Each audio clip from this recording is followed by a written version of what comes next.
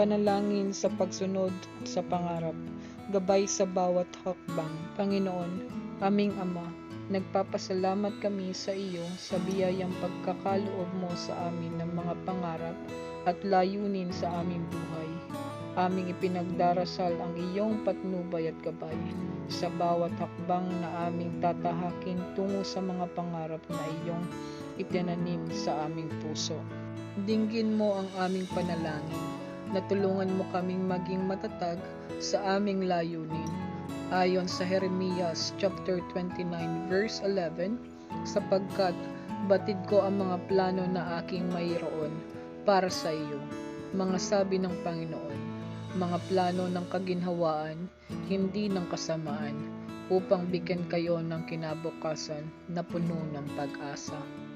Ama, ituro mo sa amin ang tamang landasin, ayon sa Kawikaan chapter 3 verse 5 to 6. Sa lahat ng iyong gawain, ikay talima sa Panginoon, at ikay iuunlad niya ang iyong mga daraanan.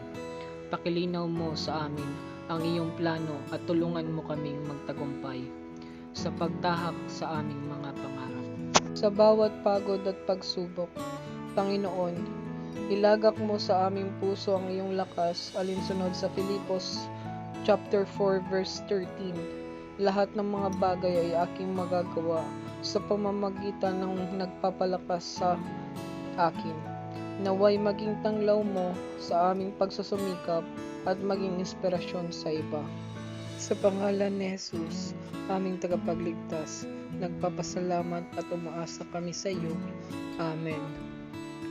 Patuloy ko po, Panginoon, na inilalapit ang walang sawang nagdudulog ng kanilang panalangin, lalong-lalong na po ngayong buwan sa mga hinaing at dalangin nila. Ikaw na pong bahala, Panginoon, magpuno ito at magtupad ng kanilang mga kahilingan. In Jesus' name we pray. Amen.